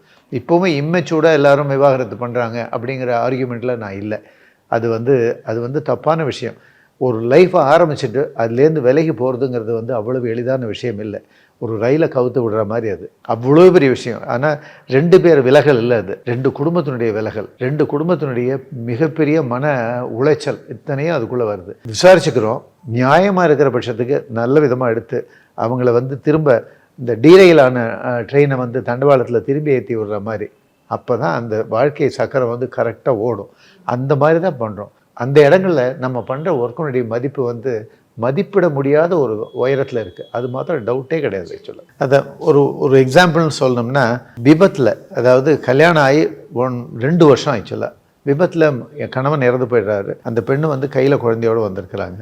அவங்க அப்பா வந்து உட்காந்து எல்லாத்தையும் சொல்கிறாரு. அந்த பெண்ணும் வந்திருக்கிறாங்க, அந்த குழந்தைய அழைச்சிட்டு வந்திருக்கிறாங்க. அவங்களுக்கு என்ன ஒரே ஒரு டவுட் என்னென்னா, இந்த இந்த இந்த கண்டிஷனில் அந்த பொண்ணு கல்யாணம் பண்ண முடியுமா? அவள் என்ன ஹார்ட்லி 32, அவ்வளோதான். என்ன அப்புறம் முதல்ல வந்து ஒப்புதலே இல்லை. அவள் சொல்லிட்டா, இந்த குழந்தைக்காக நான் வாழ்ந்துட்டு போகிறேன், இனிமேல் என்னோடய லைஃப்பை பற்றி நான் கவலைப்படலை. அதோடு இல்லை, இன்னொரு புதுசாக ஒரு ஆளை கொண்டு வந்து அப்பான்னு இந்த குழந்தைக்கு அறிமுகப்படுத்துறதுல எனக்கு விருப்பம் இல்லை. ஆனால் சின்ன குழந்தை, சரி ரைட்டு, முதல்ல அவங்கள அப்படியே பேச விட்டேன், அப்படியே விட்டுட்டேன். அப்புறம் ஒரு காஃபி ஃபீலாம் சாப்பிட்டு ஒரு பிரேக் எடுத்து கொஞ்ச நேரம் கழிச்சு அந்த பெண்ணோட உட்காந்து பேச ஆரம்பித்தேன். சரிப்பா, நீ சொல்கிறதெல்லாம் உண்மை, நான் ஒத்துக்கிறேன். நாளைக்கு லைஃப்பில் எங்கே போனாலும் நீ தனியாளாக போய் நிற்கணும், அது ஒன்று. அது ஸ்கூலிங், காலேஜ், இத்தனையிலையும் போய் வந்து சிங்கிளாக போய் நீ நிற்கணும். அதை வந்து நீ இப்போ எடுக்கிற முடிவு மூலமாக சரி பண்ணிக்கலாம். அதோடு இல்லை, ரொம்ப சின்ன குழந்தை, இதுக்கு வந்து இன்னும் ரொம்ப விவரம் தெரிய ஆரம்பிக்கலை. என்ன ஒரு அப்பான்னு இன்னும் ஒரு பர்சனை கொண்டு வந்து நீ, அதாவது கணவனை, உன்னோட கணவனை நீ மறுமணம் பண்ணிக்க போகிற கணவனை கொண்டு வந்து அப்பான்னு இன்ட்ரடியூஸ் பண்ணால் அது ஒரு பெரிய டிஃப்ரென்ஸ் இல்லாமல் ஒத்துக்கும். இப்போ பண்ணலைன்னா பின்னாடி பண்ணும்போது அது வந்து ஒரு சேலஞ்ச் ஆகிடும். அதனால் அவள் பெரிய பொண்ணாகி அதுக்கப்புறம் அவள் வந்து, அம்மா நீ தனியாக இருக்கக்கூடாது, உனக்கு கல்யாணம் பண்ணி வைக்கிறேன்னு சொல்கிற அளவுக்கு, உனக்கு சொல்கிற அளவுக்கு அந்த பெண்ணுக்கு நீ வாய்ப்பை கொடுக்கக்கூடாது. அந்த பெண்ணுக்கான வாய்ப்பை நீ எடுத்துக்கணும் அப்படின்னு சொல்லி சான்ஸே இல்லை. அந்த மேரேஜ் எல்லாம் ரொம்ப ரொம்ப மேரேஜ் அதான் சொல்றேன், எனக்கு சொல்லும் போதே சொல்ல முடியல. இல்ல அந்த சைடு இருந்தும் அப்படி ஏத்துக்கிற அளவுக்கு ஒரு பையன் வேணும். இல்ல கிருத்திகா, இதுல என்ன ஒரு பெரிய பிளஸ் அப்படின்னா கல்யாண மாலைக்கு இப்போ இதுக்கு என்ன சொல்லுவோம், இதுக்கு என்ன சொல்யூஷன், இந்த மாதிரி ஒரு நீடோட இருக்கிற ஒரு பையன் வேணும். ஆனா இது தனியான ஒரு ஆள் தேடினாக்க இதெல்லாம் தேடி கண்டுபிடிக்கவே முடியாது. என்னன்னா இதில் நம்மளுக்கு அவர் சொன்ன ஒரே ஒரு விஷயம், அந்த மெமரிங்கிறது இதில் தான் ஒர்க் அவுட் ஆகும். என்னன்னா 6 மாதம் முன்னாடி ஒரு பையன் இந்த மாதிரி வந்திருப்பாங்க, கட்டாயமாக வந்திருப்பாங்க. எனக்கு வந்து இந்த மாதிரி டிவோர்ஸ் ஆகிடுது, எனக்கும் என் ஒய்ஃபுக்கும் புரிதல் இல்லை. அவள் அப்பா அம்மா வந்து சொல்லியிருப்பா, எப்போ பார்த்தாலும் சண்டை சார் வீட்டில், அந்த பையனை என்ன தான் பண்ணுவோம் அப்படிங்கிற மாதிரி சொல்லியிருப்பாங்க. இந்த பையனையும் அந்த பொண்ணையும் சேர்த்தா மேட்ச் ஆகிடும். அந்த மாதிரி தான் அவர் பண்ணார். என்னன்னா அந்த பையனை கூப்பிட்டு, இவர் வந்து ஒரு செயல் வீரர், நிறைய பேச தெரியாது, அதனால நான் அவருக்கு பதிலாக பேசுறேன்னு வச்சுக்கோங்க. அவர் வந்து என்ன சொன்னார்னா, அந்த பையனுக்கு ஒரு தடங்கள் இருந்தது. அவ அப்பா அம்மாக்கும் அந்த பையனுக்கும் என்ன ஒரு தயக்கம் இருந்ததுன்னா, கணவனை இழந்தவங்க அப்படின்ன பொழுது அவங்களுக்கு ஒரு பெரிய சாஃப்ட் கார்னர் வந்துடுது கல்யாணம் பண்ணிக்கிறதுல. ஆனால் அந்த குழந்தையை ஏற்றுக்கிறதுல தடங்கள் இருந்தது. அப்போ சார் என்ன சொன்னார் அப்படின்னா, இது வந்து கடவுள் கொடுத்த வரம். என்னன்னா, நீ கல்யாணம் ஆகி ஒரு 3 வருஷம் ஆகுது, நீ ஒழுங்காக கொடுத்ததை நடத்திருந்தேன்னா உனக்கு இந்த மாதிரி தானே ஒரு குழந்தை இருக்கும். அந்த குழந்தை ரெடிமேடாக உனக்கு வந்து உன் கையில் வருது அப்படிங்கிறதே கடவுள் ஏதோ ஒரு பிளெஸிங் உனக்கு கொடுக்குறாரு நீ நினச்சிக்கோ. அப்படி இருக்கும்பொழுது இது ஏன் நீ வந்து இது பண்ணுற, நாளைக்கே இந்த பொண்ணை கல்யாணம் பண்ணிட்டு ஒரு குழந்தை பிறந்தா அவளுக்கு இந்த குழந்தையோட நினைவு வந்துட்டே இருக்கும் இல்லையா. அந்த குழந்தைய அம்மா பாட்டை விட்டுட்டோம், இல்லை வேற எங்கேயோ விட்டுட்டு வந்திருக்கோம் அப்படின்னா அவளால் வந்து இந்த குழந்தையை கான்சென்ட்ரேட் பண்ண முடியுமா? நீ வந்து கடவுள் உங்களுக்கு ஆசீர்வதிச்சிருக்காருன்னு நினச்சின்னு இந்த குழந்தையோட ஏற்றுக்கோ அப்படின்னாங்க. அவங்க வந்து நல்லபடியாக கல்யாணம் பண்ணிட்டு நல்லா இருக்காங்க. அதுக்கு வந்து சொல்றதுக்கு ஒருத்தர் வேணும், அதே மாதிரி இந்த மாதிரியான டேட்டாஸ் இருக்கிறதுக்கு ஒரு பிளாட்ஃபார்ம் வேணும். அது ரெண்டும் இருக்கிறது தான் நல்ல வேளை பை காட்ஸ் கிரேஸ் கல்யாண மாலையில இருக்கு. எல்லாத்தையும் விட இது மிகப்பெரிய சேலஞ்ச் தான். மற்ற எல்லா கல்யாணத்தை விட இது மிகப்பெரிய சேலஞ்ச். கண்டிப்பா இது வந்து ஒரு ரொம்ப நமக்கு எமோஷனலி கனெக்டடா இருக்கும். பீரியாடிக்கலா அவங்கள்ட்ட இருந்து நாங்க நல்லா இருக்கிறோம்னு மெசேஜ் வந்துட்டே இருக்கும். அவங்க எல்லா நல்லது கெட்டதுக்கும் நம்மளோட ஷேர் பண்ணிப்பாங்க. அந்த மாதிரி எல்லாம் நல்லா பண்ணுவாங்க. 3rd பர்த்டே அந்த குழந்தைக்கு வந்து அட்டெண்ட் பண்ணுங்கன்னு இன்விடேஷனோட வரும். ரொம்ப ஆச்சரியமா அது உங்களுக்கு வருது அப்படின்னா ஆஃப் கோர்ஸ் அவங்க நல்லா இருக்காங்கன்னு அர்த்தம். கரெக்ட், அதோட வெளிப்பாடு தான் உங்களுக்கு இவ்வளவு தூரம் இன்வைட் வரது. இதுல நீங்க பேசும்போது எனக்கு நிறைய கேள்விகள் வருது. அதுல ஃபர்ஸ்ட் கேள்வி என்னன்னா, 90s கிட்ஸ் நிறைய பேர் பார்த்துட்டு இருப்பாங்க. சோ அந்த क्वेश्चन நீங்க எல்லா இடத்துலயும் ஃபேஸ் பண்ணியிருந்திருப்பீங்க. இந்த விஷயத்துலயும் இந்த இன்டர்வியூல அதை நான் கேட்கணும்னு நினைக்கிறேன். ஏன் 90s கிட்ஸு கல்யாணம் ஆக மாட்டேங்குது அப்படிங்கிறது? இது சரியான, அதாவது சில விஷயங்களில் வந்து நம்ம கேள்விகள்லையே நம்ம மாட்டிக்கிறோம்னு நினைக்கிறேன். 90ஸ்ல 50% மேலே கல்யாணம் ஆயிடுச்சு. இதை வந்து ஒரு இல்யூஷனை வச்சுக்கிட்டு 90ஸ்க்கு ஆகலன்னு சொல்லிட்டே இருக்கிறோம். நோட் த பாயிண்ட் வந்துட்டு அப்போ கல்யாணம் ஆகிட்டு தான் இருக்கு, நீங்க தான் சொல்லிட்டு தெரியுறீங்க. ஓகே, அது சும்மா அது ஒரு சொல்லி சில வந்து பழிக்கும். இனிமேல் சொல்லக்கூடாது, ஞாபகம் வச்சுங்க. மீடியாவிலையும் எங்கேயுமே வந்து 90ஸ்க்கு ஆகலன்னு சொல்லாதீங்க. சொல்லலை, நீங்க சொல்றதை அப்படியே ததாசுன்னு தேவர்கள்லாம் சொல்லி அது பழிச்சிடும். அதனால வேண்டாம். சரி, இங்க யாராவது 90s கிட்ஸ் இருக்கீங்களா? எல்லாருமே 90s கிட்ஸ் தான் சார் பொண்ணு பார்த்துட்டு இருக்காங்க. அதாவது வந்து நிறைய விஷயங்கள் சவாலா இருந்தது அப்படின்னு நீங்க பேசுனீங்க. ஃபார் எக்ஸாம்பிள் ரீமேரேஜ் பத்தி கூட பேசுனீங்க, சவாலா இருக்கு அப்படின்னு. ஆனா 2 பேருக்குமே நல்ல ஒரு எக்யூப்டான ஒரு ஃபேமிலி இருக்கும், நல்ல படிப்பு இருக்கும், நல்ல ஒரு பேக்ரவுண்ட் இருக்கும். ஆனா அவங்களுக்கே கல்யாணம் ஆகாம டிலே ஆயிட்டு இருக்கும். அதுக்கு என்ன காரணம்? அதுல என்ன சவால் இருக்கு? ஃபேமிலி ரிசர்வேஷன்ஸ் தான். ரொம்ப சிம்பிளாக சொல்ல போனால், ஒன்று வந்து பேரண்ட்ஸ்க்கு உள்ளது, இன்னொன்று வந்து குழந்தைங்களுக்கு உள்ளது. அதனால தான் என்ன பண்ணுறோம், எங்களோட அந்த ப்ரைவேட்டில், அதாவது எக்ஸ்க்ளூசிவில் எடுத்து பண்ணும்போது எல்லாரையும் வர வச்சு உட்காந்து வச்சு தான் பேசுகிறோம். எல்லாரோட மைண்ட் செட்டு இல்லாமல் தெரியாமல் பேசுகிறதே கிடையாது. இந்த பெண்ணு அழைச்சிட்டு வந்தால் தான் நான் இந்த இதை எடுத்துப்பேன்னு சொன்னேன். இந்த பெண்ணு அழைச்சிட்டு வந்திருக்கிறாங்க. இப்போது அப்பா அம்மா வந்து பதிவு பண்ண வந்தாங்க. நான் பெண்ணை பார்க்கணும்னு சொல்லிட்டேன். அதுக்கு ஒரு காரணம் ஒன்று உண்டு, வேறு ஒன்றுமே இல்லை. அது மாதிரி குடும்பங்களை புரிஞ்சுக்கிறோம், பெண்ணும் பையனை அழைச்சிட்டு வர சொல்கிறோம், அவங்களோட உட்காந்து பேசி பார்க்குறோம். மைண்ட் செட்டை மாத்திரம் கொஞ்சம் நம்ம டியூன் பண்ணுறோம், ஃபைன் டியூன் பண்ணுறோம். அது ஆக்சுவலாக இந்த இடத்துல நீ சரி பண்ணால் உனக்கு கல்யாணம் ஆகிடும்னு சொல்கிறோம். இல்லை சார், 3 வருஷமாக பார்த்துட்ருக்கேன், 6 வருஷமாக பார்த்துட்ருக்கேன்னு சொல்லிட்டு ஒரு பெரிய பணக்கார ஃபேமிலி. அவர் கிட்டத்தட்ட அவன் சும்மா சாதாரணமாக கேஷுவலாக சொல்ல போனால் 20,000 crores ஒர்த்து அந்த ஃபேமிலி. பொண்ணு ஏன்னா அவன் இந்த வீட்டில் 2 பொண்ணு, இந்த 2வது பொண்ணுக்கு கல்யாணத்துக்கு பார்த்துருக்காங்க. 6 இயர்ஸாக பார்த்துட்டே இருக்கிறாங்க. எதை பார்த்தாலும் அந்த பொண்ணு வேணாம்னு சொல்லிட்டு இருக்குது. அப்புறம் என்னோடய ஃப்ளைட்டில் வந்தார் அவர். பேசிட்டு வந்தபோது, சார் மாதிரி 6 வருஷமாக தேடுறேன் கிடைக்கலன்னு. மறுநாளைக்கு எனக்கு எல்லா மெட்டீரியலையும் அமிச்சார். யூ பிலீவ் இட், அன்னிலேருந்து 40th days பெரிய லெவலில் கல்யாணம், 5000 பேர் வச்சு கல்யாணம் பண்ணார். 40th day from that day. எப்படின்லாம் யோஜனையே பண்ண முடியாது.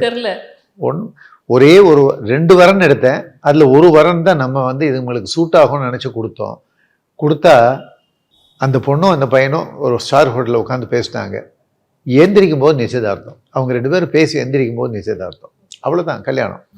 என்ன 1.5 வருஷம் ஆச்சு, நல்லாவே இருக்கிறாங்க. இதில் வந்து இன்னும் ஒரே ஒரு விஷயம் என்னென்னா, அந்த ஃபேமிலி இஸ் 20,000 crore worth. இந்த பையனோட ஃபேமிலி வந்து 100 crore worth.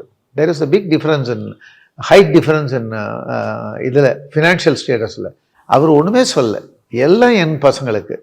வரவன் வந்து மாப்பிள்ளை இல்லை, எனக்கு பையன் அப்படின்னு சொன்னார். அந்த பெரிய மனசு போகணும். அந்த பெரிய மனசு இருந்துச்சுன்னா இந்த மாதிரி கல்யாணங்கள்லாம் அப்படி எளிதாக ஆகிடும். அந்த மாதிரி சில பிடிவாதங்கள் இல்லைன்னா சில சூஸ் பண்ண தெரியாத தடுமாற்றங்கள் இதுதான் அவங்களுக்கு லேட் ஆகுதே தவிர, அதர்வைஸ் அந்த இடங்களில் தான் நம்மளோட ரோலை வந்து கரெக்டாக ப்ளே பண்ணுறோம். இந்த தடுமாற்றங்கள் இல்லாமல் இருக்கணும், இந்த பிடிவாதங்கள் இல்லாமல் இருக்கணும். நாளிலேருந்து குழந்தை வாழணுங்கிற ஒரு ஆசையில் தான் உள்ளே வரணுமே தவிர, அது சும்மாவானும் நம்ம அதை பேசிக்கிட்டே இருக்கணும்.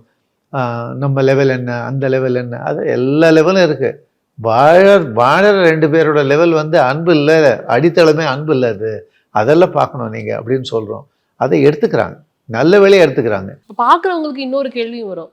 நெட்வொர்க் பற்றி நம்ம பேசிகிட்டு இருக்கோம் அப்படிங்கிறப்ப, கல்யாண மாலை வந்து பெரிய ஆட்களுக்கு மட்டும் தானா அப்படின்ற ஒரு கேள்வி வரும். ஸோ அதையும் நான் இங்கே வைக்க விரும்புகிறேன். அது வந்து பெரிய ஆட்களுக்கு மட்டும் தானே கல்யாண மாலை, எல்லாராலையும் வர முடியுமா, எல்லாராலையும் அப்ரோச் பண்ண முடியுமா, ஈஸி அப்ரோச்சபிளாக இருக்குமா? நான் உங்களுக்கு முதல்லயே சொன்னேன் கிருத்திகா, அந்த ஃபொனல்ங்கிறது இப்படி இருக்கும். அதில் வந்து ஃப்ரீ ரெஜிஸ்ட்ரேஷன் முதல்ல, அதுக்கப்புறம் அவன் வெறும் ஆன்லைன் மட்டும் தேர்ந்தெடுக்கிறேன், 1,500 ரூபாய் கட்டுறேன், 3,000 ரூபாய் கட்டுறேன், 5,000 ரூபாய் கட்டுறேன், என்ன வேணா இருக்கு. அது அந்த பேக்கெட் சைஸ் இல்லாத ஆளுங்க இருக்க மாதிரி எனக்கு தெரியல. அதனால அவங்களுக்கும் இங்கே திறந்து தான் இருக்கு கதவு.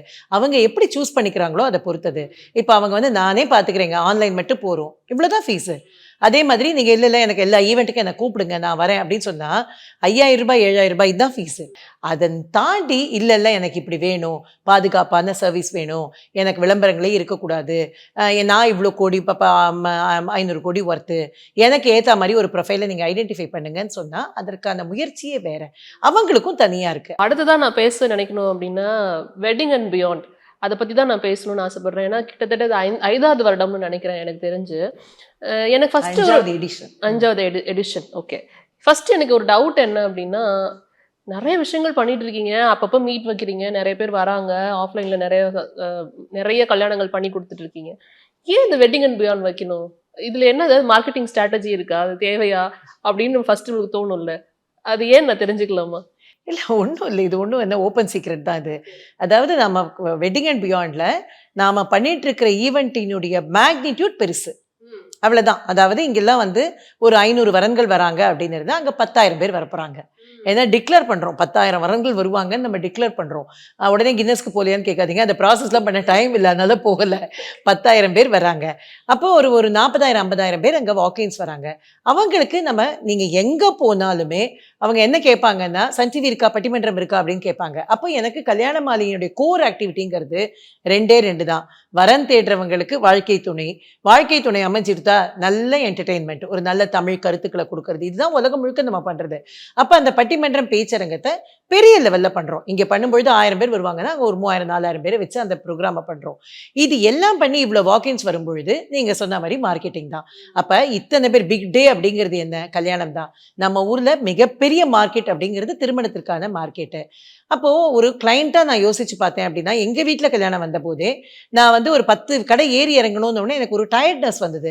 என்னது இது அப்படின்னு சொல்லிட்டு நம்மளால முடியலையே அப்படின்னு, அது ஒரு 3 மாதத்துக்குள்ளே எல்லாத்தையும் பண்ணோம் தான். அப்போ தான் உதிச்சுது வெட்டிங் அண்ட் பியாண்ட். என்னென்னா, ஒரே இடத்துல 10 ஜுவல்லர்ஸ் இருப்பாங்க, 10 சில்க் சாரி இருக்கும், 10 ஹனிமூன் பேக்கேஜ் அவங்க இவங்க இருக்காங்க, ஃபோட்டோகிராஃபர்ஸ் இருப்பாங்க, டெக்காஸ் இருப்பாங்க. அதை தவிர திருமணத்தை தாண்டி உள்ள லைஃபுக்கான எல்லா விஷயமும் இருக்கும், இன்சூரன்ஸ் இருக்கும், ரியல் எஸ்டேட் இருக்கும் எல்லாம். ஸோ நீ எல்லாத்தையும் ஒரு இடத்துல வந்து பார்த்துட்டு போயிடு. நீ திருமணம்னு ஆகும்பொழுது உனக்கு என்ன வேணுமோ அதை வாங்கிக்கிறதுக்கான உனக்கு ஒரு மிகப்பெரிய வாய்ப்பு ஏற்படும். நீ அப்போ போய் ஏறி இறங்கிட்டு இருந்தேன்னா உனக்கு டைம் இருக்காது. அப்போ இதை வந்து நம்மளுடைய மக்களுக்கு கொடுத்தா என்ன அப்படின்னு யோசிச்சது தான் வெட்டிங் அண்ட் பியாண்ட் அப்படிங்கிறது. இது ஒரு முக்கோணம் மாதிரி. ஒரு இதில் வந்து கிளைண்ட்ஸ் இருக்காங்க, ஒரு கோணத்தில் பிஸ்னஸ்ஸு, இவங்க எல்லாத்தையும் இணைக்கிறது கல்யாண மாலை. இதுதான் நம்ம இப்போ பண்ணிகிட்ருக்கோம். அதனால் இதோட கான்செப்டே இதுதான், மேட்ரிமோனி, ஷாப்பிங், என்டர்டெயின்மெண்ட், இதுதான் இதோட கான்செப்ட். இது இப்போ நம்ம பண்ணுறது வந்து 5th edition, September 14th and 15th. இன்னும் ஒரு விஷயம் நல்லதாக சொல்லணும் அப்படின்னா, இதோட சிறப்பு அம்சம் அப்படிங்கிறது, இதை தான் 25th இயராக நம்ம செலிப்ரேட் பண்ணுறோம். ஏன்னா எங்களுக்கு அக்டோபர் அதுதான் வந்து நம்மளோட ஆனிவர்சரி எப்பொழுதும். அப்போ அந்த அக்டோபருக்கு ஒட்டி நம்ம இந்த செப்டம்பரில் பண்ணிவிட்டு அக்டோபரில் சன் டிவி டெலிகாஸ்ட் போகணும் அப்படின்னு யோசிக்கிறோம். ட்ரேட் சென்டர்ல நடக்குது. சென்னை ட்ரேட் சென்டர்ல நடக்கிறது. Okay okay ma'am. இப்போ இந்த வெட்டிங் அண்ட் பியாண்ட்க்கு வரணும்னா என்னெல்லாம் பண்ணணும்? இப்போ ரெஜிஸ்டர் பண்ணணுமா? அதுக்கு என்ன ப்ராசஸ் இருக்கு? அதெல்லாம் நாங்க தெரிஞ்சுக்கலாம். முதல்ல வரணும்னு ஒரு ஆசை இருக்கணும். 10,000 வரன் தேடுதல் வரப்போறாங்க, அவங்களெல்லாம் அங்கே நம்ம மீட் பண்ணலாம் அப்படிங்கிற ஒரு டிட்டர்மினேஷன் இருக்கணும். எனக்கு வரனே வேண்டாம், ஷாப்பிங்கும் பொழுதுபோக்கு. அதுக்கு தான் சார் நான் கேட்குறேன். ஆக்சுவலி எங்களுக்கு வரன் வேணாம், பட் நீங்க பட்டு புடவை நகை அப்படின்னு சொல்லும் போது சரி அங்க என்ன இருக்குன்னு பாக்குறதுக்கு நிறைய பேர் ஆசைப்படுவாங்க. அதுதான் ஷாப்பிங்கும் பொழுதுபோக்கும் இருக்கா, சாப்பிட்றதுக்கு எல்லாம் இருக்குமா, எல்லாத்தையும் விசாரிச்சு நீங்கள் பாட்டுக்கு உள்ளே வாங்க. உங்கள் வீட்டு ஃபங்க்ஷனுக்கு ஒரு 2 டேஸை டெலிகேட் பண்ணுறீங்க பாருங்கள். 5 நாள் இப்போ எந்த மேரேஜுமே 3 நாளில் இல்லை, 2 நாளில் இல்லை, எல்லாமே 5 நாள் 6 நாளில் இருக்குது. எங்களுக்கு ஒரு 2 நாள் கொடுங்க, அவ்வளோதானே, ஒன்றும் தப்பு இல்லையா அதில். வந்தாலுமே உங்களை போர் அடிக்க விட மாட்டோம். Anything which you see will be interesting there, அவ்வளோதான் விஷயம். எல்லாமே ஒன்று யூஸ்ஃபுல்லாக இருக்கும், இன்னொன்று மனசுக்கு எதமாக இருக்கும், இன்னொன்று உங்கள் பார்வைக்கு தகுந்ததாக இருக்கும். So big brands are coming and big people are running the show and excellent varans are coming in. இதெல்லாம் இருக்கிற இடத்துல வரதை விட என்ன பண்ண போறீங்க சொல்லுங்க. வரன் தேடுறவங்க வாங்க, திருமணத்தை நிச்சயம் பண்ணவங்க வாங்க, இது எதுக்கு எல்லாருமே வாங்க அப்படிதான் சொல்வார் சார். அந்த மாதிரி எல்லாரும் வர வேண்டிய இடம் தான் அது. ரொம்ப அழகா இருக்கும். அதாவது நம்ம கல்யாண மாலை சமூகத்துக்கு ஏதோ தொடர்ந்து நல்லது பண்ணிட்டு இருக்கோம் அப்படின்னு நினைச்சா கண்டிப்பா இந்த 2 நாள் நிறைய பேர் சொல்லுவாங்க, எங்க பார்த்தாலும் உங்களை பார்த்தா வாழ்த்தணும்னு நினைச்சுட்டேன்னு. அதற்கு நீங்க உங்களுடைய வாழ்த்துக்களை வாங்குறதுக்காக தான் நாங்க அங்க இருக்கோம். அதனால கட்டாயமா அந்த 2 நாளும் தமிழ்நாட்டுல யாராலெல்லாம் வர முடியறதோ அவங்க கண்டிப்பா வரணும் அப்படின்னு தான் நாங்க கேட்டுக்கிறோம். முக்கியமா பிராண்ட்ஸ் என்ன பண்றாங்க அப்படின்னாக்கா, இதுக்குன்னு நிறைய ஆஃபர்ஸ் கொடுக்குறாங்க. கல்யாண மாலைக்கு அண்ட் இல்லைன்னா திருமணத்தை வச்சிருக்கீங்க அப்படின்னா அவங்களுக்கு மிகப்பெரிய ஆஃபர்ஸ் அவங்க கொடுக்குறாங்க. இதை நீங்க பண்ணீங்கன்னா இது உங்களுக்கு பெனிஃபிட் அப்படின்னு ரியலா பெனிஃபிட்டா இருக்கும். அதை அவங்க கண்டிப்பா எல்லாருமே யூஸ் பண்ணிக்கலாம். ஏன்னா எல்லா பிராண்ட்ஸுக்குமே ஒரு மங்களகரமான ஒரு காரியத்தோட நம்ம இணைஞ்சிருக்கணும் அப்படிங்கிறதுல எல்லாருக்குமே இன்ட்ரெஸ்ட் உண்டு. நமக்கு என்னதான் பிஸ்னஸ் இருந்தாலும், எத்தனை பிஸ்னஸ் இருந்தாலும் அதோட கூட நான் இன்னைக்கு ஒரு ஃபங்க்ஷன் போனேன், எத்தனை கொடுத்தாங்க அது ஒரு பக்கம், 2 மஞ்சள் கொடுத்தாங்க, வீட்டுக்கு ஜாகிரதையாக எடுத்துட்டு வந்தேன். நீங்க எவ்வளோதான் மாடர்னாக நம்ம திங்க் பண்ணாலும் ஒரு சின்ன சென்டிமெண்டல் அட்டாச்மெண்ட் எல்லாருக்கும் இருக்கும். அந்த மாதிரி அவங்க பிராண்ட்ஸ் என்ன நினைக்கிறாங்கன்னா, கல்யாண மாலையில வரன் தேடுறவங்களுக்கு வீட்டில் கல்யாணம் ஆச்சுன்னா அவங்களுக்கு நம்ம இந்த ஆஃபர்ஸை கொடுக்கலாம் அப்படின்னு யோசிக்கிறாங்க. அது தவிர வெறும் நீங்க கல்யாணத்துல இல்லைன்னா அதை பத்தி கவலைப்படாதீங்க, ஷாப்பிங்லயும் அந்த பெனிஃபிட்ஸ் கொடுக்குறாங்க எல்லாருக்கும். அது மாதிரியான ஒரு இன்ட்ரெஸ்ட்லாம் நல்லா இருக்கும். டேட் ரொம்ப ஐடியலா வச்சிருக்கோம். என்ன அப்படின்னாக்கா அந்த செப்டம்பர் 14, 15 ஒன்று நமக்கு சீசன் ரொம்ப நல்லா இருக்கும். 2வது எல்லா விதமான பண்டிகைகளும் நமக்கு தொடர்ந்து வருது. நவராத்திரி வருது, தீபாவளி வருது, வெட்டிங் சீசன் வருது. எல்லாத்தையும் சேர்த்து அந்த இடம் ரொம்ப நல்ல நாளாக அதை தேர்ந்தெடுத்து தான் வச்சிருக்கு. சென்னை ட்ரேட் சென்டர் எனக்கு ஒரு காலத்தில் சென்னை ட்ரேட் சென்டரில் ஏதோ ஒரு ஈவெண்ட்டுக்கெலாம் நான் போன பொழுது பிரமிச்சு போயிருக்கேன். நான் அதெல்லாம் பார்த்து இங்கெல்லாம் நம்ம ஈவெண்ட் பண்ண முடியுமா அப்படின்லாம் யோசிச்சிருக்கேன். அங்கே நாங்கள் தொடர்ந்து பண்ணுறோம் அப்படிங்கிறதே எனக்கு ரொம்ப பெரிய சந்தோஷம். அது நிச்சயமா. இப்போ நான் கேட்ட மாதிரி இது ரிஜிஸ்டர் பண்ணணுமா? எப்படி ரிஜிஸ்டர் பண்ணணும்? எப்படி 10,000 வரன் வராங்க அப்படின்னா இப்போ வரன் பார்க்க வரவங்க எப்படி உள்ள வரலாம், அதெல்லாம் நான் தெரிஞ்சுக்கலாமா? இல்லை, ஆக்சுவலி வரன் தேடுறவங்களுக்கு நிறைய ஃபெசிலிட்டிஸ் நம்ம இப்பயே ஓப்பன் பண்ணியிருக்கோம். அவங்க ஏற்கனவே நம்மளோட எக்ஸிஸ்டிங்காக நம்மள்ட்ட ரிஜிஸ்டர் பண்ணிட்டு வெயிட் பண்ணிட்டு இருக்கிறவங்க இருக்காங்களே, அவங்களும் வருவாங்க. அதை தவிர இவங்களை எல்லாருமே அட்வான்ஸ் புக்கிங் பண்ணிக்கிங்கன்னு சொல்லியிருக்கோம். அதனால் அட்வான்ஸ் புக்கிங் பண்ணிட்டா அங்கே ரொம்ப ஈஸி. அவங்க வந்தாங்கன்னா நேராக கார்டை கொடுத்துருவோம். அந்தந்த கம்யூனிட்டிக்கு டைம் இருக்குது, அதனால் வரணும், காத்துட்டு இருக்கணும். அது எவ்வளோ பெரிய ஈவெண்ட்டாக இருந்தாலும் அவங்களுக்கான நேரம் அலோகேட் பண்ணப்பட்டிருக்கு. அதனால அவங்க அவங்க அந்த நேரத்தில் அந்த கார்டை வாங்கிட்டு அவங்க கம்யூனிட்டி மீட்டுக்கு போகலாம், அப்புறம் ஷாப்பிங்லாம் பண்ணலாம். இல்லை நான் அன்னைக்கு தான் வரேன், நான் வெளியூர்லேருந்து வரேன், நான் வெளியூர்லேருந்து அன்றைக்கி டிக்கெட் புக் பண்ணியிருக்கேன், நான் அன்றைக்கி தான் நேரம் வரேன்னா அங்கே நிறைய கவுண்டர்ஸ், ஒரு 50 கவுண்டர், ஏர்லைன் கவுண்டர் மாதிரி எந்த விதமான காலதாமதமும் இல்லாமல் நீங்கள் போயிட்டே இருக்கலாம். அதே மீறி காலதாமதம் பண்ணுறதுக்குன்னு சில பேர் வருவாங்க. அவங்களுக்கு என்ன சொன்னாலும் திரும்ப அந்த கொஸ்டினை கேட்பாங்க. அதை பற்றிலாம் கவலையே கிடையாது. அலுப்பே இல்லாத நம்ம பதில் சொல்லிட்டு இருப்போம். அதில் கவலையே பட மாட்டோம். ஏன்னா என்ன இருந்தாலும் நீ வா, உன்னை பார்த்துக்கிறேன்னு சொல்லி வார்த்தை கொடுத்துருக்கோம் இல்லையா? அதனால நீங்கள் எப்படி இருந்தாலும் உங்களுக்கு அந்த வார்த்தையை நாங்கள் காப்பாற்றி ஆகணும். அது மாதிரி தான் இருக்கும். நம்ம ஸ்டாஃபோட நம்ம இந்த ஃப்ரண்ட் எண்ட் ஸ்டாஃபு உள்ள ஒரு சர்வீஸ் பண்ணிட்டு இருக்கிற எல்லாரோட இன்டென்ஷன் எப்படி இருக்குன்னா, டுவர்ட்ஸ் கஸ்டமர் கேர் ரொம்ப நல்லாயிருக்கும். இதை என்ஜாய் பண்ணுறவங்களுக்கு தெரியும். என்ஜாய் பண்ணலாம், வீட்டிலேருந்து என்ஜாய் பண்ணலாங்கிறவங்களுக்கு தெரிய சான்ஸ் இல்லை. ஏன்னா ஃபோனில் கேட்டுக்குவாங்க. அதனால் ஒரு பெரிய இம்பேக்ட் அங்கே பர்சனலாக வரும்போது ஏற்படக்கூடிய இம்பேக்ட் ரொம்ப பெருசு ஆக்சுவலாக. அந்த வெட்டிங் அண்ட் பியாண்ட்லயும் சாரோட அந்த அறிமுகம் இருக்குமா எப்படி? எல்லாமே எல்லாமே இருக்கும்பா. இருக்கும். அதாவது வெட்டிங் அண்ட் பியாண்ட் 2 நாளும் எப்படி பிளான் பண்ணிருக்கோம்னு சொல்லிடுறேன். அதாவது 2 நாளும் டேல வந்து கம்ப்ளீட்லி வந்து 3 ஹால் தனியா இருக்கும். அங்க 3 ஹால்லையும் கம்யூனிட்டி மீட் நடக்கும். ஸோ வந்து காலம்பரை சாயந்தரம் நடக்கிறதுனா கிட்டத்தட்ட 25 கம்யூனிட்டிக்கு தனித்தனியா மீட் நடக்கிறது 2 நாளும். அது அவங்களுக்குலாம் இன்விடேஷனே போயிடும். அந்தந்த கம்யூனிட்டிக்கு எப்போ நடக்கிறது அப்படிங்கிறது அதுக்கு ஒரு 1 hour அவங்க முன்னாடி வந்தாங்கன்னா அவங்க எல்லா ப்ராசஸையும் முடிச்சுட்டு மீட்டுக்கு போயிட்டு வந்து ஷாப்பிங்லாம் பார்த்துட்டு போகலாம். இது வந்து 2 நாளும் காலம்பரையில் நடக்கிறது. மத்தியான நேரங்களில் வந்து 2 நாளும் இந்த என்டர்டெயின்மெண்ட் ப்ரோக்ராம்ஸ் நடக்கும். பட்டிமன்றம், பேச்சரங்கம், அதெல்லாம் இது பட்டிமன்றம், ஃபேஷன் ஷோ இதெல்லாம் நடக்கும். 2 நாள் சாயந்தரமும் சன் டிவி கல்யாண மாலை ப்ரோக்ராம் நடக்கும். அது வந்து நம்மளுடைய ரொம்ப ஃபேமஸ் அப்படிங்கிறது அந்த பேச்சரங்கம். அந்த இதில் வந்து அந்த யங்ஸ்டர்ஸுக்கான ஒரு ப்ரோக்ராம் பண்ணுறோம். யங்ஸ்டர்ஸை வச்சு நிறைய ப்ரோக்ராம் பண்ணிட்டு இருக்கோம் இப்போது. அதில் யங்ஸ்டர்ஸுக்கான ப்ரோக்ராம் இவர் சுஜித் வந்து ஹெட் பண்ணி ஒரு ப்ரோக்ராம் நடக்கிறது. 15th அன்னைக்கு அந்த 25th இயர் செலிப்ரேஷனோட தமிழ்நாட்டினுடைய தலை சிறந்த பேச்சாளர்கள் ஐயா பேராசிரியர் சாலமன் பாப்பையா, ஞான சம்பந்தம், ராஜா சார், பாரதி மேடம், இவங்க எல்லாரும் சேர்ந்து ஒரு பேச்சரங்கம் நடைபெறுறது. இதுதான் இந்த 2 நாளும். அதில் நடுவில் சாரோட வரனறிமுகமும் உண்டு. எப்படி வந்து அந்த பாயசம் இல்லாமல் கல்யாணம் இல்லையோ அது மாதிரி அவருடைய வரனறிமுகமும் நடுவில் உண்டு. ஆனால் வரன் தேடுறவங்க ஆயிரக்கணக்கில் வருவாங்க. அதில் நம்ம யாருக்கு இன்விடேஷன் அமைச்சிருக்கோமோ ஒரு 20-30 பேருக்கு வரனறிமுகம் அங்கே பண்ணுவார். நிச்சயமா. இதெல்லாம் நான் ஏன் கேட்குறேன் அப்படின்னா, நீங்கள் இதை மட்டும் பண்ணியிருக்கலாம். இப்போ இவ்வளோ தூரம் சக்ஸஸ்ஃபுல்லாக நீங்கள் பண்ணுறீங்க அப்படின்னா இந்த வரன் தேடுறது இதே மட்டுமே பண்ணியிருக்கலாம். பட் இதையும் நீங்கள் பண்ணுறீங்க, இவ்வளோ எஃபர்ட் இதுக்கு பின்னாடி இருக்குது அப்படிங்கிறத தெரிய வைக்கிறதுக்காக தான் நான் கேட்டேன். இது பண்ணாமே நம்மளால் வந்து சக்ஸஸ்ஃபுல்லாக அந்த பிஸ்னஸை பண்ண முடியும். பட் ஏதோ ஒரு ஆர்வம் தமிழ் மீதோ இல்லை வந்து பார்க்குறவங்களுக்கு ஒரு நல்ல விஷயம் போய் சேரணுங்கிற விஷயத்த நீங்கள் தொடர்ந்து பண்ணிட்டு இருக்கீங்க. அதுக்கு வந்து இங்கே வந்து ஒரு அச்சாணியை கொடுத்துடணும், அவங்க பார்க்குறவங்களுக்கு இது பண்ணிட்டு இருக்காங்க அது கொடுத்துணுங்கிறதுக்காக தான் நான் கேட்குறேன். இல்லைனாலும் இதில் இருக்க எஃபர்ட் வந்து ஒரு மீடியா பர்சனாக நம்ம எல்லாத்துக்குமே தெரியும் அவ்வளோ எஃபர்ட் இருக்கும் அப்படின்னு. ஸோ தொடர்ந்து நல்ல விஷயங்கள் பண்ணிட்டு இருக்கீங்க. And 5th edition wedding and beyond வேறு வரப்போகுது. நாங்களும் வரத்துக்காக காத்துட்ருக்கோம். எப்படி இருக்குங்கிறத நாங்களும் நேரில் வந்து பார்க்குறோம். எங்களுக்கும் நிறைய ஆஃபர் இருக்குன்னு சார் சொல்லியிருக்காரு. கண்டிப்பா நீங்க எல்லாரும் வரணும். இது வந்து ஊர் கூடி தேர் இழுக்கிறது தான் கல்யாண மாலை. ஆக்சுவலா ஒத்தராலெல்லாம் பண்ணவே முடியாது. ஆனா 100கணக்கான இடங்களுக்கு நம்ம டிராவல் பண்ணியிருக்கோம். அந்த மாதிரியான ஆர்கனைசர்ஸ் வந்து தங்க வீட்டு கல்யாணம் மாதிரி பண்ணுவாங்க.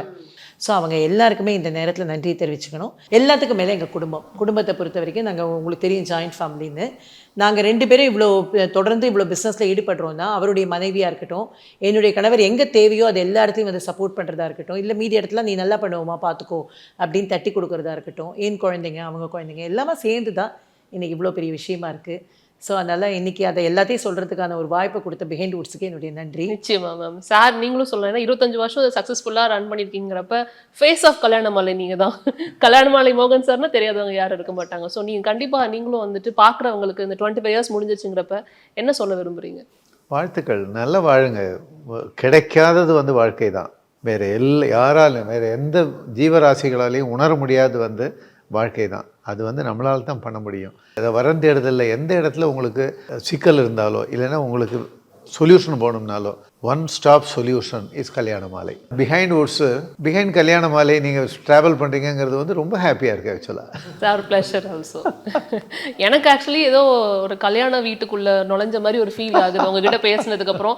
அந்த வெட்டிங் அண்ட் பியாண்ட் என் மண்டக்குள்ள ஓடிக்கிட்டே இருக்குன்னு தான் சொல்லலாம். சார் எப்படி புடவை எல்லாம் கட்டிட்டு எவ்வளோ அதுதான் சொல்கிறாங்களா?